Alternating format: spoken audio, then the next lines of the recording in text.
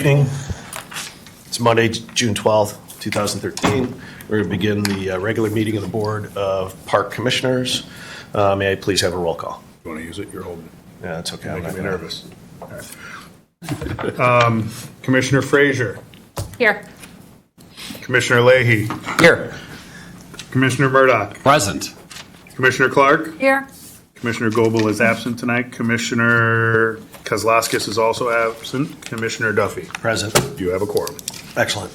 Can I have a motion? Oh, actually, we have a consent agenda. Can I have a motion to vote on the consent agenda and move it forward? And then after the motion, a move to approve the consent agenda. But after the motion is when we have the Anyone can opportunity choose to take something remove off. something. That's correct. Okay, so why don't we have a motion? Move to approve the consent agenda of the June 12th, 2023 meeting of the Board of Park Commissioners, a copy of which is to be attached and to become a permanent part of the minutes of this meeting. And I'll second that. All right. Is there anything that anybody would like to remove from the consent agenda? No. Thank you. No, Cecilia, you're no, good? no. All right, so let's have a vote. Commissioner Frazier. Yes. Commissioner Leahy. Yes. Commissioner Murdoch. Yes. Commissioner Clark. Yes. Commissioner Duffy. Yes. Consent agenda is approved. Excellent. Next on the agenda is communication correspondence. We have in our packet quite a few emails. Is there anything that anybody received that's not in the packet? No. Nope. Nope. Okay, we're going to move on to public comment and recognition of visitors. Is there anybody in the audience that would like to speak tonight? I see one. I see two. Is that it? Going once, going twice? You can still come up if you want later. All right, I'm going to start on the aisle. Ms. Boyer, would you like to come up?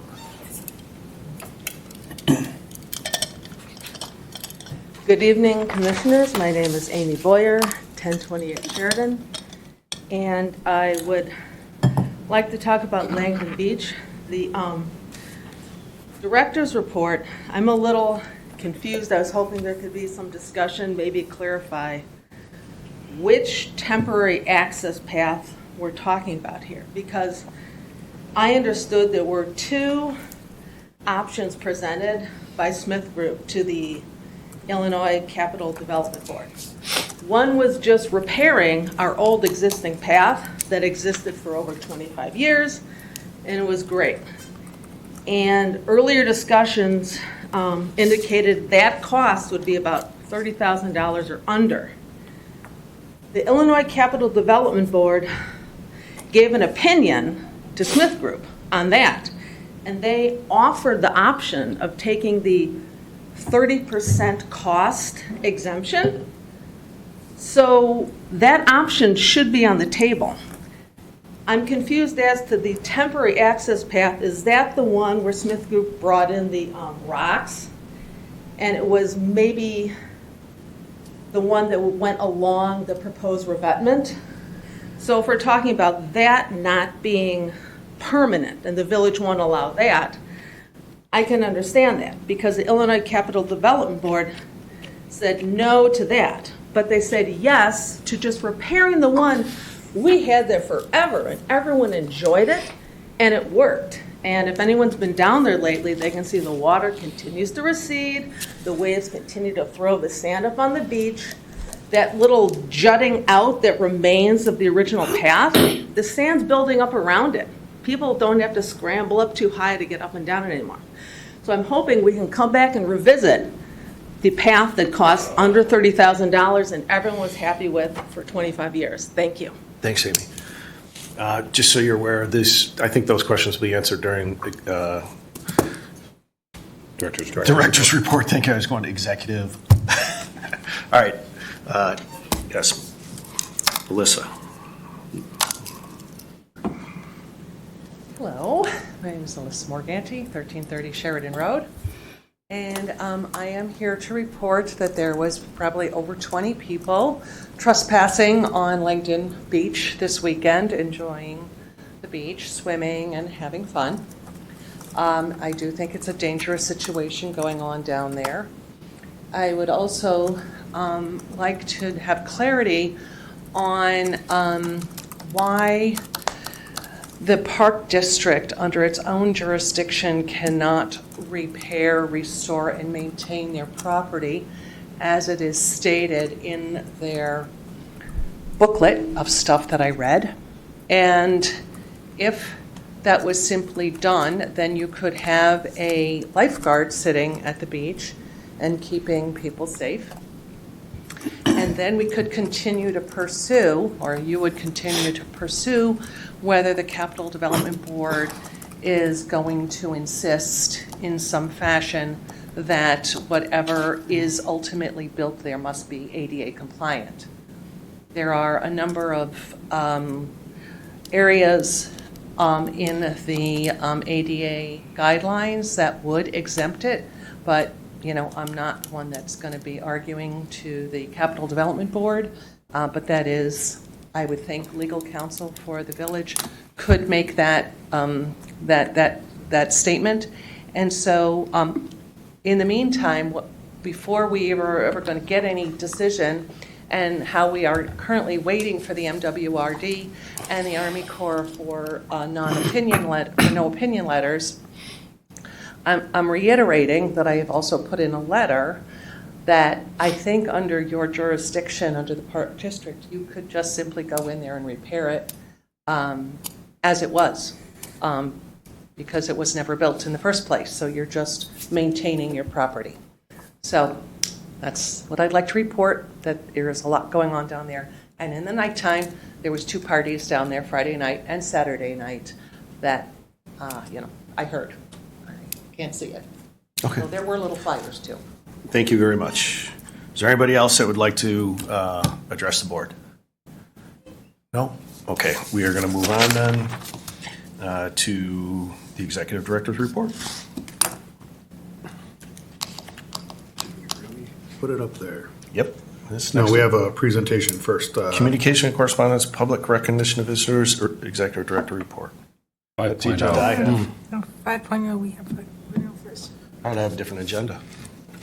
So we have the auditors first before the executive director's report. All right, I'm working on one that I got Here. Friday. Well, no, Tuesday. Yeah. Yeah. So the Friday one, slight tweak. It's flight tweak. Okay, so we've got 2022 Annual Comprehensive Report Presentation, Lauterbach and Amen. So with us tonight, we have Ron Amen from Lauterbach and Amen to give us a summary of the audit for the fiscal year concluding December 31st, 2022. The audit work was led on staff by Superintendent Foy in the back corner of the room, and Ron assures me everything was great. Thanks, Ron. Take it away. Can I say a few things? Yes. Okay, thank you. I'll just flip through a couple pages in chronological order. I don't know if you guys have a copy in front of you, but I can reference the page numbers and you can go back to them. So on page 8, the December of 2021 audit was submitted to the Government Finance Officers Association and earned the most prestigious award you can get through your audit. It's the Certificate of Achievement in Excellence in Financial Reporting. Keep in mind that they do not give us any comments or feedback on the financial health of the organizations that submit, but it does make sure that it goes through 3 levels of review to make sure all that the professional requirements are adhered to. So it's a very prestigious award, and once again, it was earned for 2021. Once this audit for 2022 is approved at the board level, we'll submit it again to the program. Right behind there on page 11, 12, and 13 is the independent auditor's report. All units of government by Illinois state statute required to have an auditor's opinion. Our opinion is clean or unmodified, which is the highest and the only opinion you want from your auditors. And the basis of that opinion is that your financial statements are materially correct based on our auditing procedures. All right, and there I'm going to go to page 27. 27 is a statement of activities. It takes the revenues and expenses at the entity-wide level for the entire park district under what we call full accrual basis of accounting. And the number I'll point out is the third line up from the bottom, which says change in net position. The net position for the park district for the year ended 2022 increased by $4.2 million. From there, I'm going to go to page 34.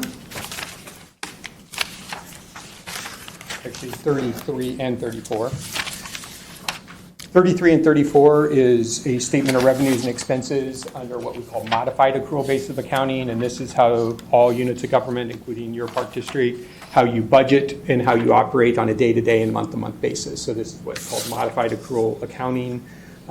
Once again, I'll skip all the funds and just go to the far column on page 34. The third line up from the bottom shows that the park district, under this modified accrual basis of accounting, the fund balance increased by $3.6 million.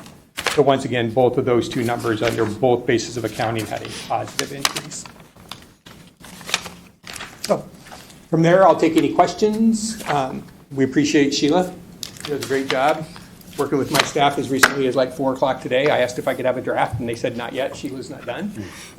So we appreciate her diligence to try to get all the numbers and all the language in there ticked and tied and processed. So we appreciate everything she does and the Park District as a whole to work with. So. And I would echo that. Sheila spent about an hour and a half with me today, so thank you very much walking through everything. I had a bunch of questions that she was able to answer. There was one that she did, but I just thought it was worth pointing out and discussing. If you go to page 17, you look at the net position on the balance sheet. It shows our long-term outstanding debt at the end of 2021 as being $4.345 million, and at the end of 22, $12.806 million. And obviously, we didn't take on that debt. It's my understanding, please correct me if I'm wrong, that there are new rules in effect that have to treat some leases as long-term debt as well. So can you just talk a little bit about that? Because that's a number that might jump out to folks, that our debt seems to have exploded over the last year, even though that doesn't seem to be the case.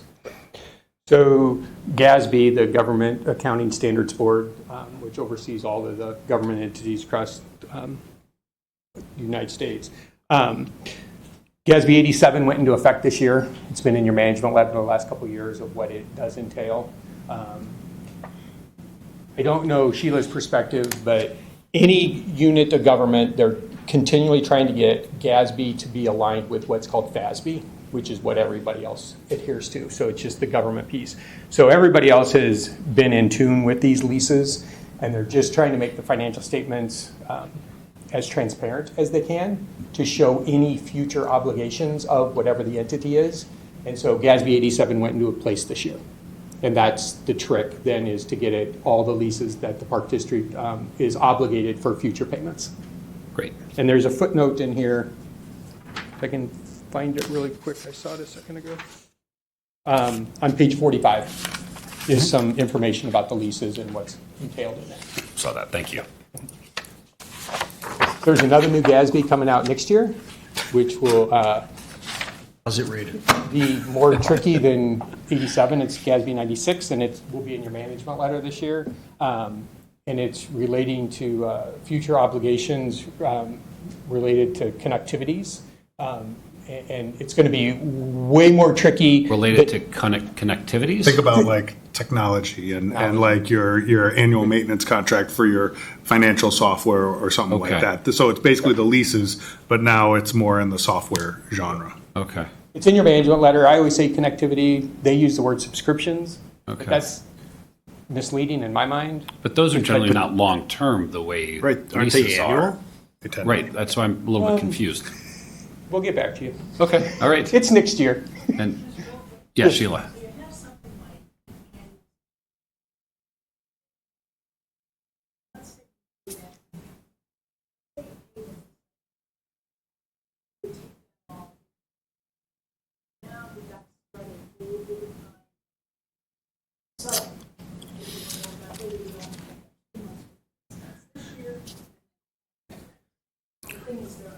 So many of these subscriptions to, just identifying. The accounting's not horrible, but identifying. Well, the impact of 87 seemed to be about $6 financial million impact to the statements on might be minimal because Right. a lot of them are less than a year or 12 months. That's all that I was trying to clarify. But the effort to go through it and make that determination is going to be quite time consuming. Have fun.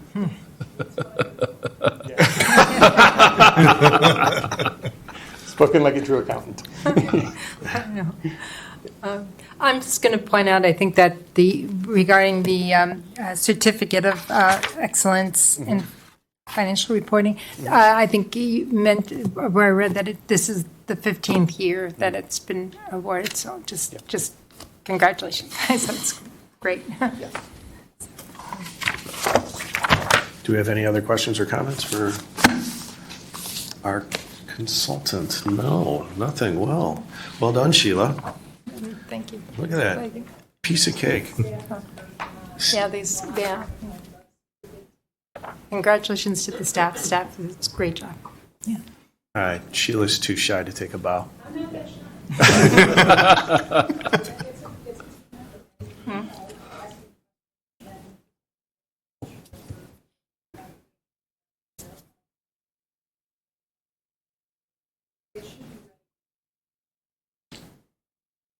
All right, beautiful.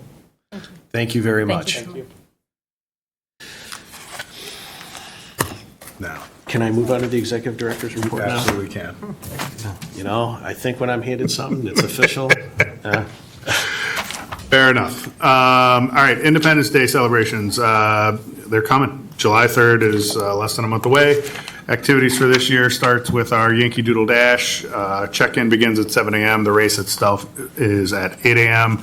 The numbers and participation have steadily increased since we moved from a 4-mile format to a 5K format that I think more runners are familiar with and have times that they like to compare from. So that's how we start our day. We're bringing back the games and activities and entertainment that we have had in years gone by at Gilson. We're doing it over at Centennial. We're calling it the Star Spangled Splash. The reason we do that is there's a connection not only from those activities but also with the pool at the Centennial Family Aquatic Center where residents get to swim for free. Non-residents can still purchase daily admission and all memberships will be honored. So beginning at 11:30, there'll be games in the park and an assortment of that, family activities such as tug of war and potato sack races. And then it all comes together at 1:15 or at 1:15, we're going to do a confetti cannon fireworks show to conclude the day. So that concludes that portion of the day. After that, we move on to Gilson Park, where the rest of the festivities take place starting at 5 o'clock with food vendors and entertainment on the stage and fireworks at 9:30 that evening. Looking forward to a fun day. We've already been having our fair share of fun this summer. Beach and pool up and running. Had their handful of bumps and bruises along the way, including some leaks at the pool that had to be discovered and fixed before we could open. So it delayed our start a little bit, but overall the staff's been working really hard and both facilities are getting well used. And today, you might have seen the army of red shirt camp counselors on their bikes on their way to the various camp locations throughout town. Today was our first day of camp. Currently, or at least at the time I wrote this report on Friday, we have 6,420 enrollments across all of our camp offerings all summer long. That's whether it's at the golf course or run by a vendor or run by us, and it's enrollment. So some kids are probably enrolled in 2 or 3 or 4 sections of camp. So they're counted each section that one child's in. So this isn't unique individuals. But great numbers, very much in line with our historic numbers, and we're off and running. Day one is in the rearview mirror. Before you go to Langdon, I just want to take a step back. I cannot believe that the Park District is tempting children with puppies on July 3rd. Did I leave that out? You did. Did I leave that out? That's as I bad don't know as if they're people giving tempting away puppies. goldfish on Halloween. They might be tempting the executive director. Yes, there is a puppy adoption portion to the Star Spangled Splash. So anyone who's looking to get another fur baby, come on out. We'll have them for you. I'm bringing one home on Wednesday. Hey. Oh, wow. Congratulations. Now on to Langdon? Yeah, I just had to bring the puppies up. I can't believe I forgot the puppies. I'm pretty excited about it. All right, so as I wrote in the report and as we had questions here tonight, we are still waiting on the letter of no opinion from the U.S. Army Corps and the permit from the Metropolitan Water Reclamation District. Those are to be able to move forward in any capacity, including the temporary access. We are probably going to have both those in hand. We're really thinking this week. We got a communication late Friday from the Army Corps that indicated we would receive it this week, and the Metropolitan Water Reclamation District usually takes 15 days to turn around the permit, and we're right in that window. So we're hoping to have those in hand and be able to execute on the temporary access and provide access this summer, staff it, run it as a paid and monitored beach as we've been hoping for and intending to do. As far as the long-term solutions, the Village of Wilmette, in my conversation with them, specifically said that having the rebuilding of the prior access, which is what we're doing for the temporary access, they don't think that they would be willing to allow as long-term access. And we had a conversation around that and Capital Development Board and whether we would go back to them. And they said they would probably ask us to do that. So at this point, I think what we really should be focusing on are the long-term solutions that we have contemplated either a year ago or more recently, both in an ADA compliant fashion, and get that turned around and get a decision made on which way we want to go so we can finalize the permit, so we can look towards the fall to begin the work on that, so we're fully up and running come next swim year. I'm going to pause there and ask if there's any questions. Do we answer everything? Sure. Couple of questions. First off, with respect to the temporary access, so again, we don't control these other agencies, but you do think we're getting close, and then let's assume that either this week or next week we get those approvals, the no opinion from the one and then the permit from the other. Realistically, what's our timing to get some excavator down there and get some access open? Yeah, it's really going to depend. As we've been talking through this process, the $30,000 state threshold on whether a project is required to go to bid or not is right about where we're hovering. Mm-hmm. We've brought a handful of contractors on site over the last couple months. We do have a contractor that has provided a number less than $30,000, so that would help us not have to do a bid process and execute. Since it's only one, it really is going to be dependent on their schedule and their other work and their availability of crews and materials. So the project is probably about a 3-day project once the work commences. And we would have to just make sure once we have the permits from the village, which they've indicated they're going to turn around quickly. They're aware of the time sensitive nature of this. Once we have that, just getting it scheduled and executed. And back to the comment about some activity down there, I assume that once the access is open, are we then considering staffing it? And if so, why not sooner? Can you talk me through that part of the process? Well, we would staff it as a swimming beach. And we have nighttime security down at Gilson that I can't swear that they aren't making sweeps of Langdon. I also can't swear that they are. Sure. You know, so that is something we can start doing immediately, is adding that to their rotation. Okay, great. Thank you. Cecilia? Yeah, I just wanted, once again, just to clarify, because there were comments that that we should not need a permit just to maintain or restore our property, but that's not correct. We need a permit to do any type of work. Is that correct? Correct. Yes, okay. Well, and just to ask about that a little bit, I understand, and we're not trying to have any sort of disagreement with the village, of course. They decide what we need and don't need to do, but we obviously don't pull permits for all the work that we do around. How does it get determined that this then sort of hits that threshold and other things don't? You know, I'm sure we spent more than $30,000 whenever we had to sort of redo the rubber in the the turf field at West Park, for example. It's not a dollar amount; it's a scope of work, and so how does that get determined? So we maybe not the I thought you were going in a different direction, so my mind went in a different direction. You said rubber. I was thinking surfaces on playgrounds.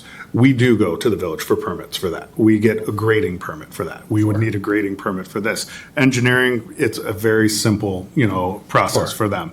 If we are, but for the long-term solution, it's also building and ADA, and that's where it gets to be more complex. But, we've had some back and forth initially with the engineering department about, what's the process. And it was a very simple process for them.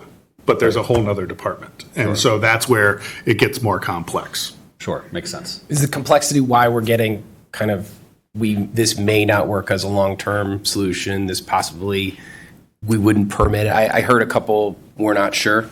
Yeah. Pat, I directly asked the question, if we went with the temporary access as our long-term solution, would that be deemed, Yeah. okay and not have to be ADA compliant, they said no. Okay. This was the village. This was the village. And they Based permit off- it, yeah. Yeah. But based off of the recommendation from the Illinois. No, that was with pointing out to them that the 30 or the 20% threshold on the cost, that exemption for ADA, would that be transferable to a long-term solution? And they said no, they would not be inclined to allow that to be long-term solution. The temporary solution is that it's temporary. Yeah.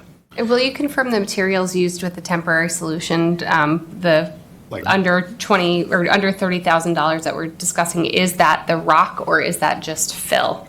That's Yeah. the rock, okay. And with the fill, can you help me understand why fill would not be an option and the rock has to be used for it? I don't know if I could. I can ask that question, but I don't know if I have that answer. All right. There was a question posed about 2 temporary paths or options, and I'm not clear that there were. I'm not clear that there were either. Yeah. And I've not really seen a temporary, I'm just saying for myself, I've not even seen any temporary type of drawing, Yeah. plan. Yeah, so Right. the only thing I'm assuming is just, as I say, the prior entrance, just trying to restore that some way. Yeah, so. Okay. Next. All right, Gilson Comprehensive Plan. We've met with Wilmette Harbor Association to discuss the location of the sidewalk along Harbor Drive. We also met with the Coast Guard today. Coast Guard, no problem, they're happy to do it. They say they see people in the walkway all the time and would love to get them out, and they understand why we want to route it where we want to route it. Harbor Association had a lot of questions, and I believe they're having a board meeting. I thought they told me on Wednesday, but I did speak to the president of the Harbor Association today, and he indicated the meeting was tonight. So hoping to have kind of their feel on how they want to proceed. A lot of questions initially, but now some productive thoughts on how to maybe collaborate or move it around in a different way to make it work for everybody. So when you say make it work for everybody, are you saying that initial reaction is that we can't have a sidewalk just on the south side of the road the whole way like we initially planned, and that they're saying that we have to move it to the other side of the street so people have to cross the road? No, I think initially they were asking that question, pretty heavily. They didn't understand why the land that they leased would be the best consideration, but they understand having one contiguous path on one side of the road makes a lot of sense. Okay. And so they're looking at it. They've planted a lot of landscaping to create a buffer between them and the park. Of course, they don't want to lose that. I've offered our services to move that if necessary, repair anything we disrupt, things of that nature. And so that's what they're discussing tonight. I believe in our recent packet, there is an email about a resident who was nearly struck twice by a vehicle right around that area. And as a avid walker of that area, a continuous sidewalk is something I'm very passionate about. So I'm eager to hear how this resolves. And just to remind me, I assume they're going to want to work with us and we'll work together and it'll all work out. And we already work with them. Part of their parking lot is Park District land or something along those lines. Mm-hmm. There's some coordination and working together already, so I assume we'll be able to work this out. Yeah, generally we have a great working experience with the Harbor Association on a day-to-day basis. Ben and his staff in Gilson coordinate with Hyde, who's the staff member at the Harbor, and his staff on a lot of things. So I would imagine we'll eventually get to it. I think it's a process, right? You hear it initially and you have a reaction and then you think about it a little longer and I think we'll get there eventually. Yeah, good. Wonderful. So we're on schedule for still moving forward with this in the fall? Correct. Okay. Thank you. Anything else on Gilson? All right. I have a note in here about pickleball. We, as we all know, lined some pickleball courts at Hibbert Park. I do want to ask one. Oh, I'm sorry. I missed it. No, I'm sorry. No, it's Just because came you to said no, and I wasn't sure if you were going to go next to the topic, and I didn't want, but Lakeview Center? Getting close. It's still not open. We're having a few quote-unquote supply chain issues. A doorway that would lead from by the bathrooms out onto the deck, as well as the railings for the deck themselves have yet to be delivered. But the interior space is mostly done, down to punch list items at this point. Superintendent Solberg went to a construction meeting there this morning and was telling me today that the progress made between last week and this week was tremendous, and that it's in a pretty good place. There was a comment that there would be a walkthrough this morning with the fire department. Do you know if that occurred? I think all that went well because I haven't heard Okay. otherwise. And I walked through it last week. It's beautiful, and I the mean, some of the deck, pictures were gorgeous. and the way the two sort of side decks, the one, how it engages the Wallace Bowl, and the other one, the sort of the council circle. I think it's going to make the space really usable and an interior space as well. And in the downstairs space, there's a lot of great programming space for camps and whatnot. So I'm really excited about the project. Yeah. We would just like to get it done. Yes. Yes. Like all construction. Yes.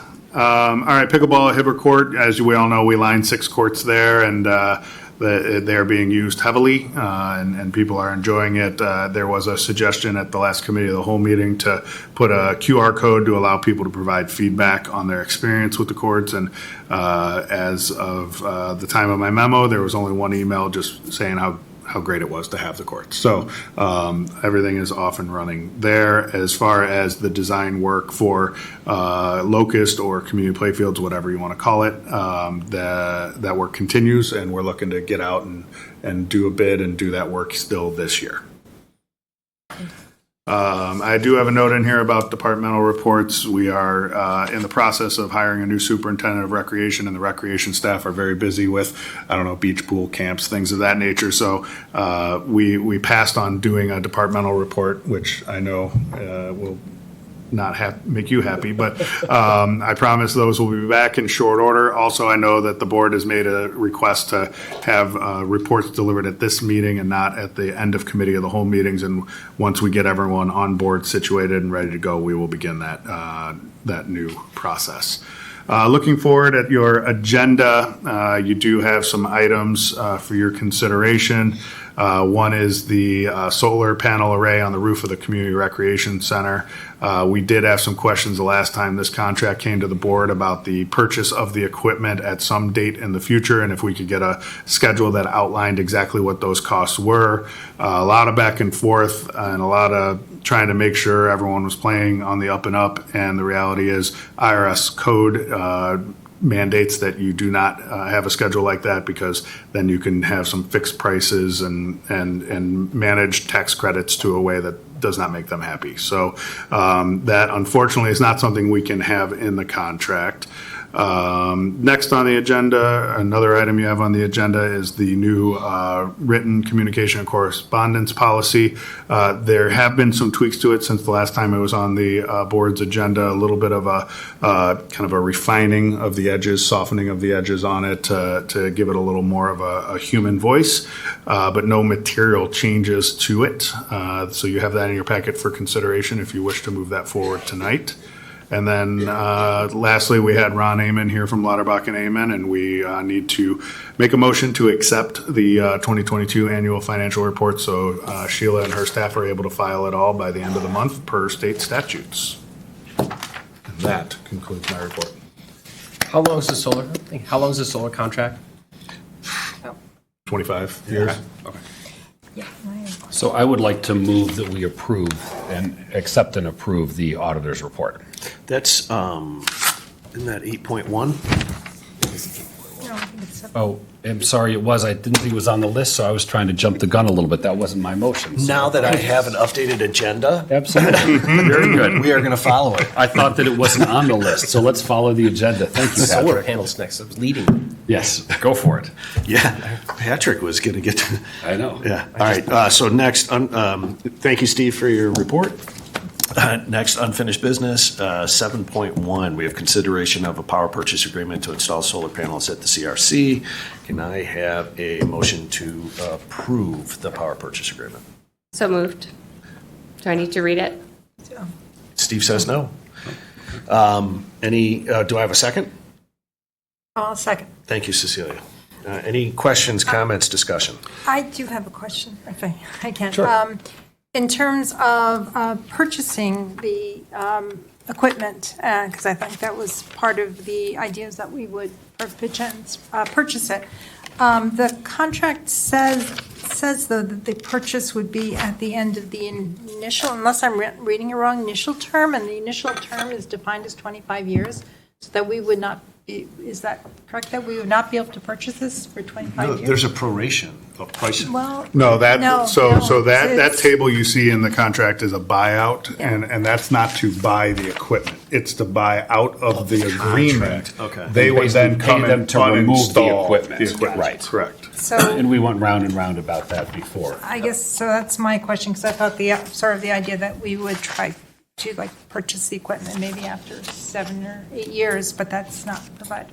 Seems to be not provided That was the for. way that we And- had wanted to structure it, yeah. and we received feedback that the IRS won't We allow couldn't that. put a price on it. Right. Well, no, I Point in mean, time. we don't have But to. she's do saying we it. don't even don't have the right, ability that to we buy don't it. even have the right to do so. don't think that's And what that's, it says. That's so how I read it I'm as just well. pointing it out.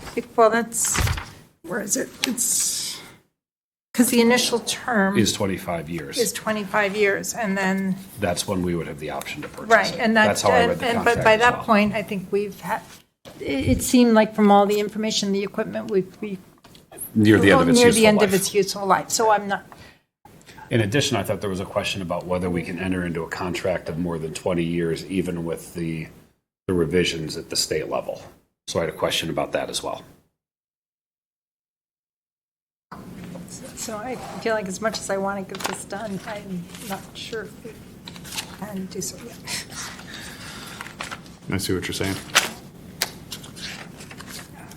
We can table that if you'd like. I think I think we're going to have to. we're going to have to. All right. I Oh, think that's you are just able to 180 answer days the notice. question That's about not- the. It's this phrase right contract here. Term, though, Initial term. right? But you Initial get, term is defined as 25 years. 25 years. It's 25 Defined years. earlier in the contract. Okay. Good catch. option date. So, but there's a purchase option date that is referred to right down here in the last line. Is there a purchase option date section? So right here, this last sentence. I couldn't find one when I read through. I mean, there's something about 16, Exhibit B 16, but it's not. Yeah, not section a- 16. Yeah, that didn't provide a, Not to be a Purchase rain option. cloud, but if we have any questions, we should probably. Right, yeah, exactly. Right. If there's any questions, we should. All right, we're going to table this.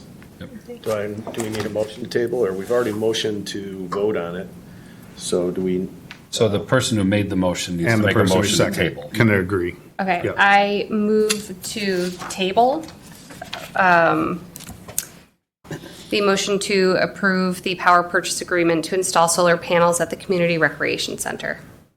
in your second? and I'll second it. And we all in favor? Aye. Yes.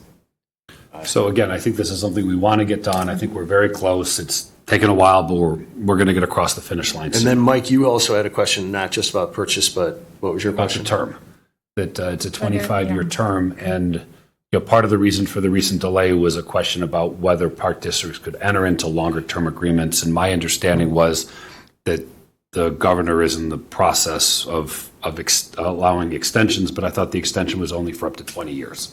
I could be wrong, But but I just wanted to But check we that have out. we have leases that no- are, we have Yeah, legal counsel leases that said are no. long. It's like a specific thing on the table for park districts and solar power. Right.